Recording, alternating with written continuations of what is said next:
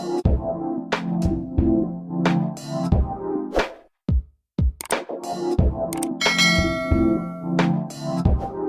everyone, this is D, Movieman, fellow cinephile, popcorn addict, and emerging film critic, coming to you with reliable recaps, reviews, and reactions. And today I'm coming to you all with a review for Halloween Kills, directed by David Gordon Green, and starring Jamie Lee Curtis, Nick Castle, James Jude Courtney, and Judy Greer. Story-wise, we are picking up right where we left off at the end of 2018's Halloween. It appears Michael Myers is not dead, and has managed to escape from Laurie's cleverly designed trap. Shocker! Laurie, her daughter Karen, and her granddaughter Allyson must now combine forces with the residents of Haddonfield to hunt down Michael and show him who's bad. Alright, so I'm going to go ahead and start with the pros.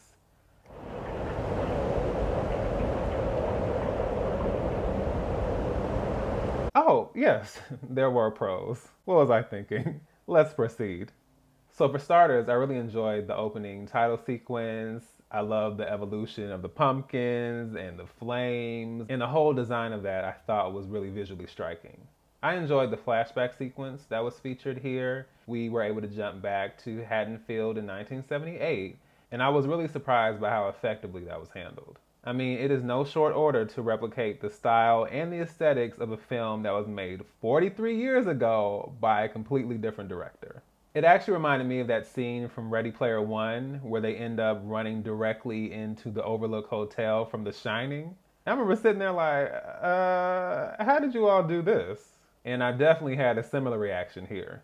I will say that this film really does highlight Michael Myers as a very compelling antagonist because the film really does come alive when he's the focus of it. It just takes on a different energy and it really pulls you in because we already know what's going on. We already know what's going down. And basically, we're just sitting here like, okay, what is this man about to do next? I think Jamie Lee Curtis is still a part of this franchise for a reason, and I thought she was really compelling here, despite her basically being stuck in the hospital for the majority of the time. I also liked Will Patton as Deputy Frank Hawkins. There's a really great moment between his character and Laurie's, and I really enjoyed that moment. I enjoyed the dialogue, and I enjoyed how genuine that moment felt. And I actually wish we had gotten a couple of other moments like that with other characters. I also like the callbacks and the Easter eggs with regard to the original 1978 film and other films in the franchise, especially with how some of the deaths were handled. I especially like the shout out to Halloween 3 Season of the Witch with the Halloween mask. I thought that was a really fun one. And then, despite some questionable logistics, I actually was caught off guard by the ending. It was very unexpected. I was like, oh, wait a minute. Wait, is this what we're doing? But I did like that because I actually wasn't able to predict that. Totally didn't see it coming. All right, now I'm gonna jump over to the cons.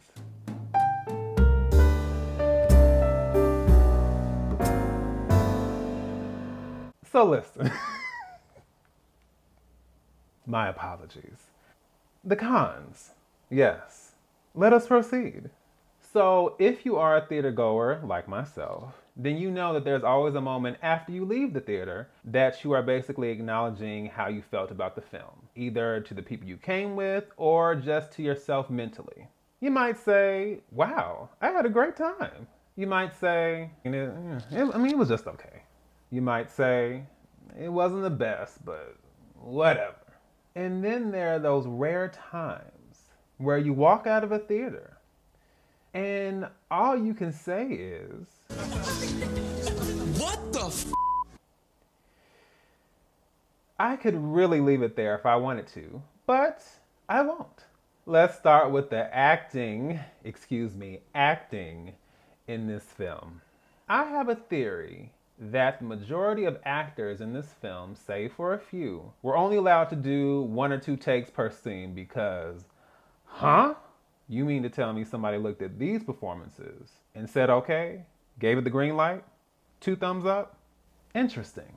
And as a result of that and the really confusing characterization, a lot of the characters in the film were obnoxious, to say the least. And if that wasn't fun enough, the complete idiocy of said characters gave me a migraine. Now, let's be honest, this isn't new. Logic tends to go out the window with a lot of these characters in most horror films. But it's so weird at this point to watch films like Scary Movie parody that, a film that came out 21 years ago, by the way. Hello, Drew.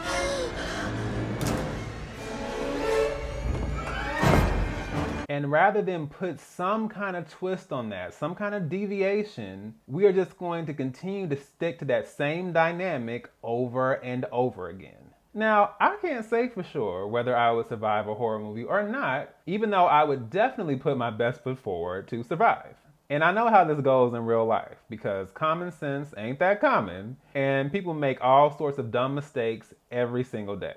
So I don't expect every character to have this perfect game plan or this well thought out strategy. But my goodness, if I see somebody kill my husband and I run to the kitchen and I unlock the locks on the door and I have the ability to open the door and run out, and then the killer is suddenly in the kitchen and I turn around and I scream and the killer walks towards me as I scream and I beg and they impale me, it's a no for me, dog.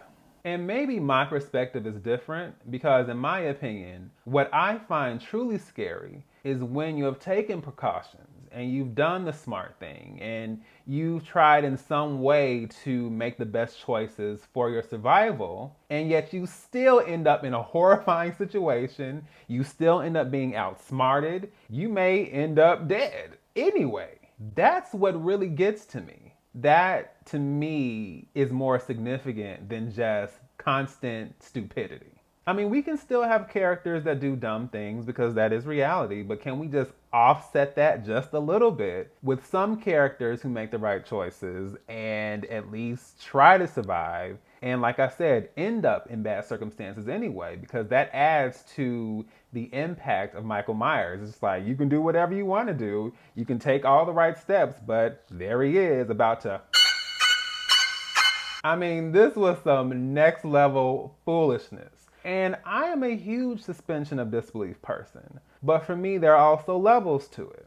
And a lot of the things that happen in this film, whether it's dumb characters, whether it's Michael Myers, just the progression of certain things and the choices made, like, it was too much of a stretch even for me.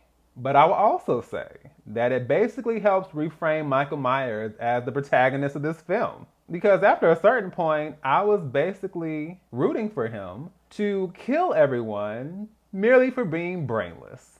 So when it comes down to writing, I don't expect every film to have the best writing, especially in a horror film. We're mainly here for the scares, the horror, the violence. And as someone who does appreciate good writing, I know when to just put that on the back burner. But my goodness, did we have to pour salt on the wound? Ooh. And the cherry on top of the dialogue sundae here was our call to arms, our clarion call to rally the citizens of Haddonfield together to destroy this malevolent entity of death. Evil dies tonight. I am pretty sure this took up at least 50% of the dialogue. If I'm going to be fair, maybe 30 to 35, but it felt like it was at least half of the dialogue in the film. And to be honest, after hearing it so often, I was half expecting everyone to break out into song. Evil dies tonight! Through the mist, through the woods, through the darkness of the shadows, it's a nightmare, but it's one exciting ride. Evil dies tonight! Dies tonight! Dies tonight! And now that I think about it, I think I'm disappointed because I think I would have loved to have seen that. Just a random Halloween musical number. Also, the tone of this movie was completely off. There are so many moments that I clearly was meant to take seriously, but they were handled in such a goofy, weird, over-the-top way that I was just like...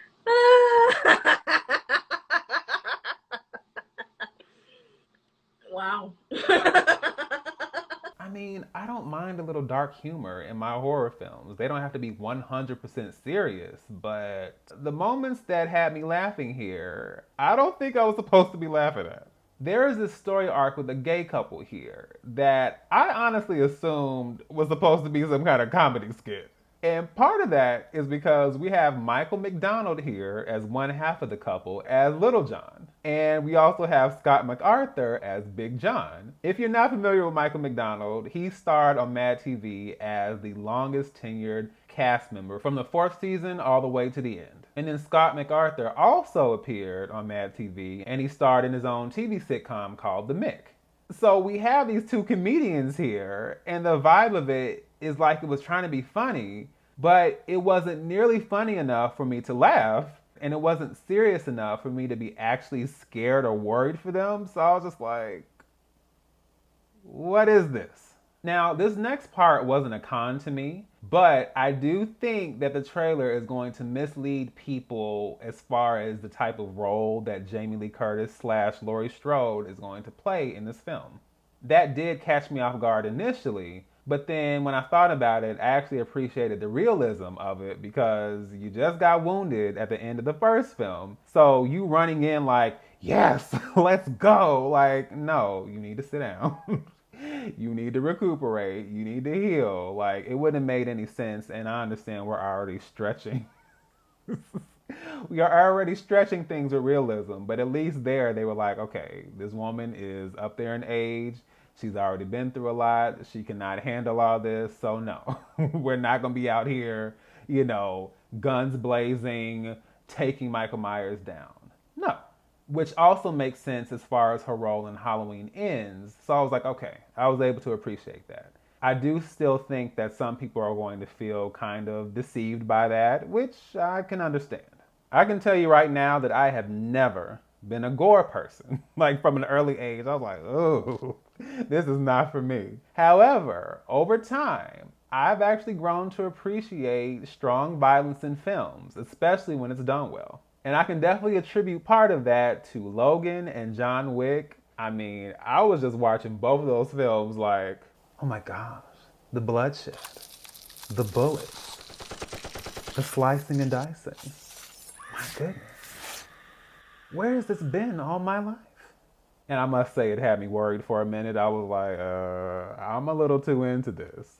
Please don't tell me I have some kind of proclivity for graphic violence because I don't know what to do with that information. But no, overall, I just think it can be really thrilling, and I think that it can add a really unexpectedly fun element to a film. The violence here was fun in theory, but again, there was this really goofy element to it that just took me completely out of it. I mean, I went from being like, oh, to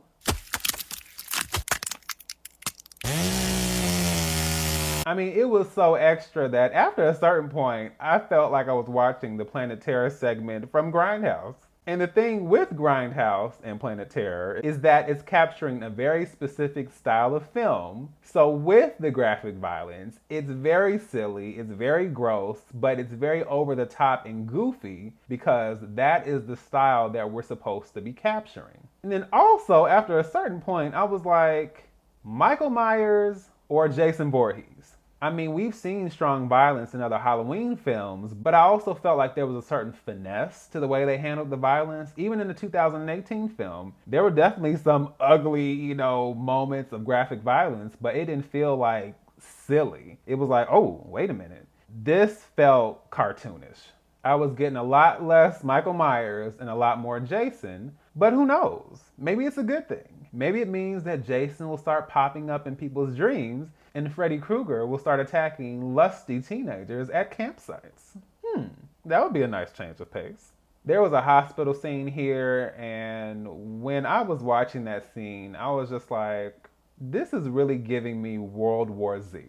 I was just ready for people to start biting folks and just foaming at the mouth. Like, it was so extra. It's just like all of a sudden, everyone just kind of was like, oh gosh, hey. It's like everyone's motor functions and logic and rationality just went out the window. And to be honest, there is a social commentary piece attached to that, which I wanted to appreciate. But if you're going to do that, much like I mentioned in my Candyman review, then you have to stick the landing, which I realize is now a very unfortunate statement considering how that whole sequence ends, but you'll just have to watch to see what I'm talking about.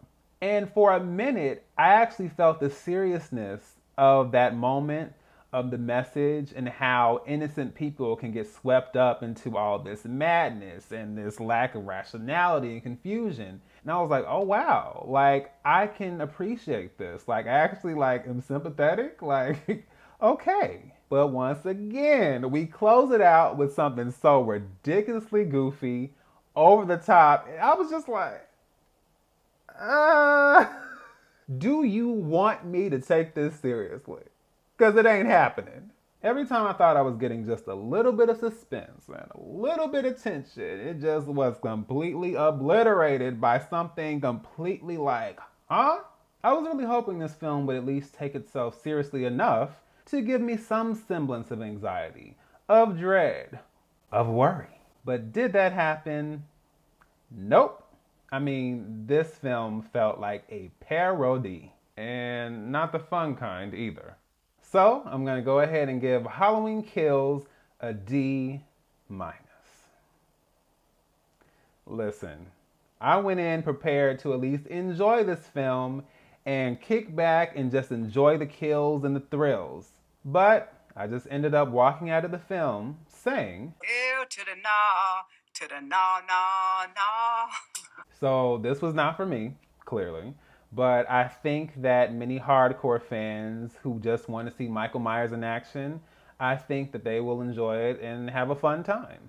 Speaking of which, this isn't a con, but it is a con at the same time. This whole idea that if you didn't grow up with Michael Myers and you're not a true fan of the franchise and you can't appreciate it for what it is, then you can't say anything because you don't get it.